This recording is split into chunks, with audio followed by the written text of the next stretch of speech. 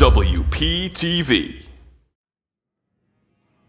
Welcome back to the desk. The postseason is approaching for WP basketball, and the historic season for the women's team continues. They are chasing history as they are looking to remain undefeated in NJAC play, which hasn't been done in over 20 years.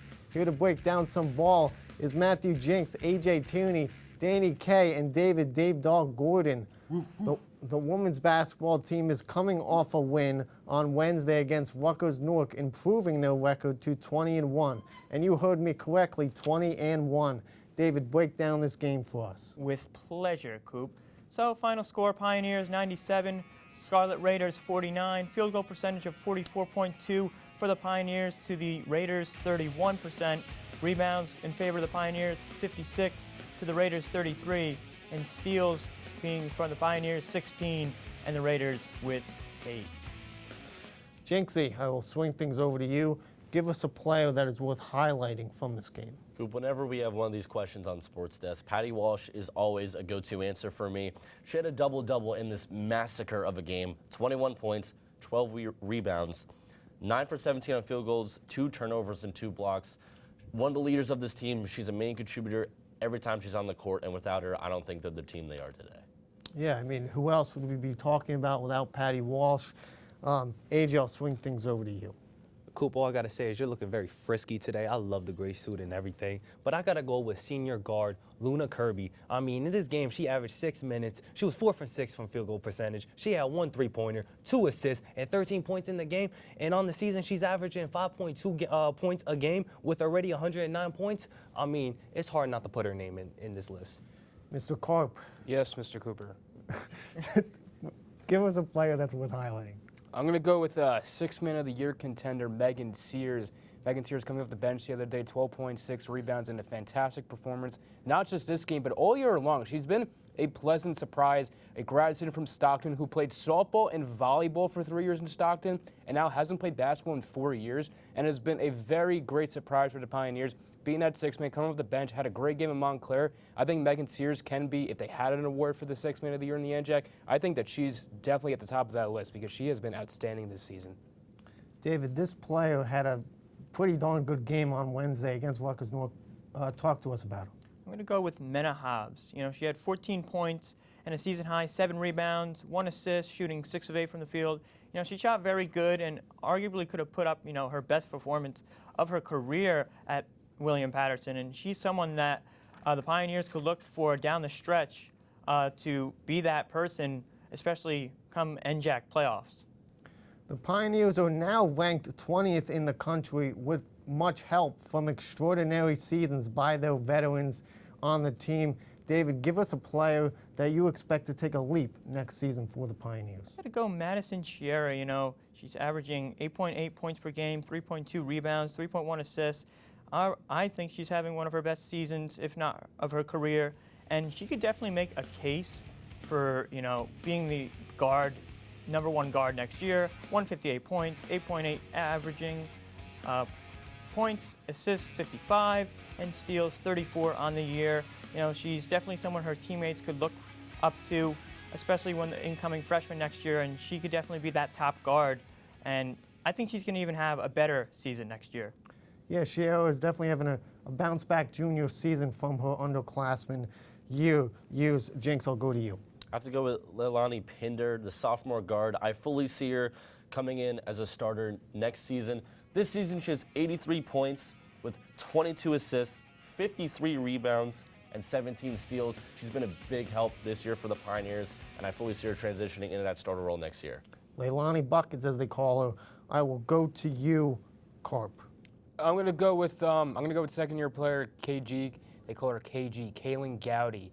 Gowdy having a good season this year. The numbers don't jump off the page as you would like to see them, but she's coming off the bench like that 7th, 8th man. Not Kaylin Gowdy, it's Anna Primerano, but Gowdy's playing great this season. And as we like to call her, the queen of the fourth quarter. When she steps in the fourth quarter, she is lights out. Expect her to see more playing time and take an even bigger step up next season. AJ, I'll go to you. I got to go with another sophomore, Anna Badmano. I hope I pronounced your name right, but she's averaging 19. She has 19 points of the season, 3 steals, 1 block, 16 assists, rebounding. She has 9 rebounds, and like I mentioned before, she has 3 steals of the season. I mean, she's a sophomore, and this next year's season is going to be young, and she's going to take that step up for the Pioneers. The men's team defeated Rutgers-Newark on Wednesday night by 2 points, snapping their losing streak. Carp, I will go to you. What led to the Pioneers' victory? Playing as a team. The Pioneers have struggled playing as a team ever since I've been here for this is my 3rd season watching them play. They've struggled playing as a team. Every game you have somebody who jumps out above the rest, whether it's Jack Goebel, Delaney Hyde had a great game against Montclair, Ethan Paul. This is the first game since they won their last game at Rutgers-Newark where you saw a lot of guys contributing to the team itself. What if you don't get that one hero per game? If you don't have that one hero per game, they're not going to play a good brand of basketball. In this game, they finally had a bunch of guys who stepped up, put up good numbers, and that led them to a win. If we see more of that brand of Pioneer basketball, expect to see more wins from them, but we have to see this more consistently. David, how did the Pioneers ignite that fire to get this win? I got to say, they made their free throws. You know, coming into the game, they were shooting 61% from the charity strike, which is last in the NJAC. They went a little above that with 63% on Wednesday, and it came down to those final 3 free throws from Gianni Moran with 37 seconds left. He made all 3, and then that one last free throw from Nazir Merrick with 3 seconds left. So they made clutch free throws when they needed it the most, and they got to build off that for sure. Jinxie, David just mentioned Moran. Talk to us about Moran. Yeah, Moran had a career game today, 23 points against Rutgers-Newark, 6 for 8 on free throws, 3 for 6 on three-pointers. As you mentioned, the 3 three-pointers late in the game helped them win against Rutgers-Newark. When a game is this close, if he doesn't have that big of a performance, I don't think they win the game. And he had the most points out of any guy on the court that night. It was definitely the game of his life for him. AJ, how did the Pioneers secure a much-needed victory? And I will say it's their clutch defensive stops. I mean, everybody says defense wins championships. The Pioneers show true defense by playing together as a team, by getting those stops, led to Gianni Moran's 20-point game. And like Carp said, they finally had a game plan to play as a team together instead of just playing hero ball out there. Tomorrow, the Pioneers team goes on the road playing NJCU, which they lost to earlier in the season, 75-58. Jinx, take us through what happened last season, last game. The last time the Pioneers faced the Gothic Knights, they lost 75-58 with a field goal percentage less than the Gothic Knights, 408-478. The Knights had 14 steals compared to the Pioneers' 7, and the Pioneers actually had more rebounds at 35 compared to Jersey City's 34. AJ, I will go to you. What needs to change here for them to come out on top this time? They got to get into a rhythm. They got to get into a rhythm fast, and they need to get it to quick. Play as a team. Know your teammates, exactly how they played against Rutgers. If they apply the same pressure to Jersey City, I see no change, and they can come out on top. Mr. Danny K, I will swing it over to you. So the problem is with this Pioneers team is that when they try to get a rhythm going, they end up desperation shooting. We see a lot of desperate shooting from this Pioneers team early in the games, especially against the good teams like Montclair, NJCU. You give the ball to Jack, he's running it up the court, and he's trying to shoot threes out of his mind when just 5 minutes passed in this game. If they limit the desperation shooting and try to move the ball, better outcomes will come. I'd rather them not get a shot off or have a shot clock violation than just keep shooting the lights out for no reason. Stop with the desperate shootings, move the ball around. If you make a turnover, you make a turnover, and you just adjust on the next possession. David, what's your inkling here? Well, I'm going to talk about turnovers. You know, they got to make better passes. In the game on January 10th against NJCU, they had 26 turnovers. And on the 10-game losing streak, the bad passes were piling up like crazy, leading to quick points for their opponents. You know, if they could, cut down on those turnovers, and it could really help them, fuel them to a victory because, it's just been a struggle all year.